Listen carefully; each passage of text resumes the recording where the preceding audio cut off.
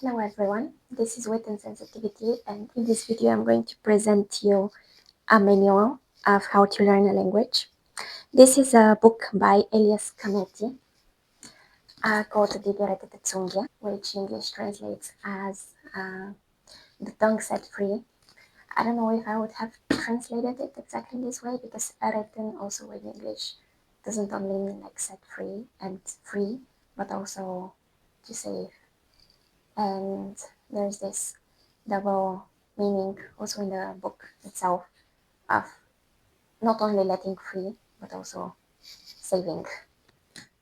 I'm going to talk about this book because after I read it, I was able to maybe build myself a better opinion regarding languages, language learning, and living languages authentically, literally living languages, not learning but living them, and why I find it so inspiring. So let's begin. This book is written by Elias Canetti, as I already mentioned. He was born in Bulgaria in 1905, and he also won the Nobel Prize in Literature. In his most famous work, he talks about how people can be manipulated by the forces of the crowd and kind of lose their inherent identity traits because of this. Like how people can be manipulated by the crowd into believing things which are not really inherent to them. And yeah, but today I'm not going to talk about Masa and Putere. I'm going to talk about the gerettete Zunge Geschichte Jugend, which is my recent favorite book.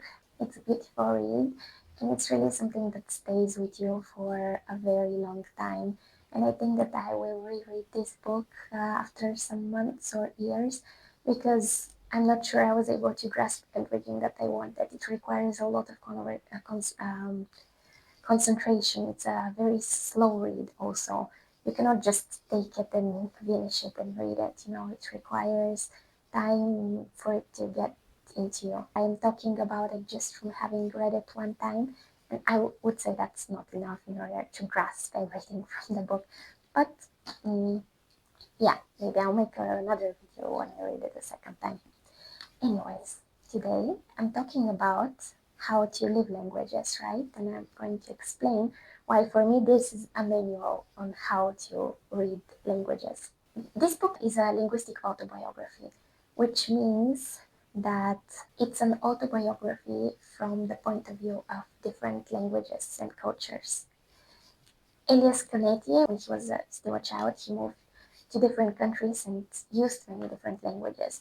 But what's really interesting is that he not only used the languages in communication with other people, in serving himself in the world, but also expressing himself, also making them part of himself, making them part of his personality, and making them part of his most colorful and strongest memories. He was born in Bulgaria, in today's Russia, in Bulgaria, which back then was called Ruschuk.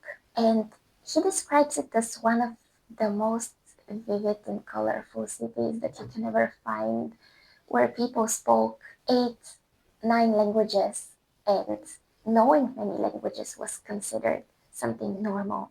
He would listen to different languages all the time, and it's interesting because I read in Wikipedia that he was described as a Bulgarian author, but for me, after reading this book, I wouldn't say he is Bulgarian. I wouldn't say that, yes, there is the geographical location. He was born in Bulgaria, but he was influenced in so many ways, and he didn't even speak Bulgarian at home with his family. He had Jewish origins, and he spoke in Spanish in his house. And Bulgarian he would know because there were those girls who would sometimes come and take care of him, those kind of babysitters who would take care of him, and they would teach him the oral Bulgarian. But then when he moves to Manchester when he's 6, he forgets everything. He doesn't use this language. He doesn't use it to read, to write. He uses other languages. So that's interesting because he's considered to be a Bulgarian author. But for me, when you read this manual of language living, you see that it's not so easy to say so. So, as I said, he has Jewish origins, and his family spoke Spanish at home. He was a Sephardic Jew. Also, his grandparents had origins in Turkey, so he would also listen to, he would be exposed to Turkish as well, to Bulgarian, to Spanish, to all kind of different languages. Also, Russia is very close to Romania, so there would be this commerce between the countries, and so he would also be exposed to Romanian. So there were so many different languages, and as soon as he was born, he was exposed to all of them, and living with many languages was just part of his way of being. When he's 6, he moves to Manchester with his family. His family decides to move because his father is super passionate about England, freedom, Manchester. So they move to Manchester, and he learns English very naturally. He starts going to school. Not only, his father is so passionate that he starts speaking to him in English. And that's also very interesting because just imagine having spoken with your family in one language for a very long time. Then something happens in your life and your family starts speaking to you in a different language. I find it very peculiar. So he learns English also in this natural way. What also happens is that when he moves to Manchester, he has his first literally literary experiences, meaning that he starts being passionate for books and reading. His father buys him books in English and they discuss them together. When the young Canetti reads a book, he's supposed to tell about it to his father. They discuss it, they have this vivid, passionate discussion, and then he's ready to read the next book. And just, I read this and I realize that there are those realities of people who really acquired, like they grew up thanks to books and thanks to literature, and he's just an example of that. It's so beautiful to see how someone was so passionate about books and literature and about what characters did in those books, and how characters really built your personality as you grow up.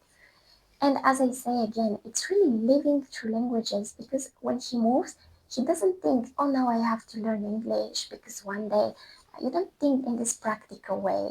I want to learn this language so I can use it at school, in work, in my education. No, you just learn it because it's part of your life and you start living it by exploring it in it directly. And the only thing that moves you and motivates you is this love to what you're doing, in this case, reading and discussing and being open to the world. There is no practical reason. That's also something that he says in the book. I remember in this part which he says that he's very grateful to his parents because they never oriented him in a practical way, which means that they gave him all the resources for him to learn how to use all the instruments that the world gives him and how he can serve himself with them in the world, but not in just one direction, not career oriented in one certain direction. This made me really think that sometimes when people from a very young age are forced to make a choice regarding what they have to be when they grow up, when they're forced to choose a career, they unconsciously limit themselves to a certain path, which then limits their whole personality. And this can lead to depression, all kinds of disorders and anxiety because you forcefully thinking that that's the right thing to do limits your whole world, your point of view, your personality. And that's something that Elias Canetti did not do. And that's also why he became the Nobel Prize winner, because his view of the world was so wide that he could use everything that he learned throughout his life in the most creative manner. And I think that's what it means to live with languages. Using the instruments of your life and what you have learned in order to create something out of it. To use them for the creation of your own life. So after English, he also learns German. With German, he also has a very interesting story because German is the language of love at first. Why? He actually describes it as the Zauberzunge, not the Zauberzunge, but the Zaubersprache, which means the magic language, the enchanted language. In Italian, it's la lingua incantata. Because his parents at home, they speak only in German, and he feels excluded from their conversations. They speak in German because that's the language they fell in love with. So that's why I'm saying German is partly also the language of love, which to him seems so distinct. He also explains it himself that for me, love in a sexual kind of way, between men and women came a lot later. So he really felt excluded from his parents' conversations. And this really made him want to understand German. It was like this inner flame which rose into him because of the fact that he could not understand his parents. He would try to memorize some words from what they have said, or he would hear a song and try to memorize the song in German because he was so passionate about the language which he couldn't understand nothing of. Later, unfortunately, his father passes away. Nobody knows the exact reason, but he suddenly passes away, and he moves to Switzerland with his mom, where he learns German, but in a very forceful or psychological, torturing way. Why? Because his mom tortures him mentally to learn German. She makes him repeat phrases, she calls him an idiot, she is always disappointed of him and of his speed of learning. And in this point, he really starts feeling stupid. He really starts hating German. He starts disliking his mom. This relationship gets very hot and unstable. So he's very afraid of the language. But then he starts going to school where he can use those kind of learned skills at home, and he learns the language in a more natural way. This is when his mom kind of changed towards him and starts having grown up conversations with him just in German. And then later he says, like in the book, he says, as a grown up, like from the point of view of a grown up, that his mom was probably very desperate because she lost her husband and she was trying unconsciously to replace her husband with her son. So that's why she was forcing him to learn German, not because she was an evil person, but because she was sad from inside. So he does learn German, and after all, he starts using German in his everyday life, and German becomes the language of his life and of his thoughts. Something very interesting before I finish this video is the fact that he says that all of those vivid memories from Bulgaria, from his first 6 years, remained in his memory, but they all got translated into his head in German, even though back then he could understand Bulgarian, Spanish, but all those memories in Spanish and Bulgarian, most of all, everything got translated into German.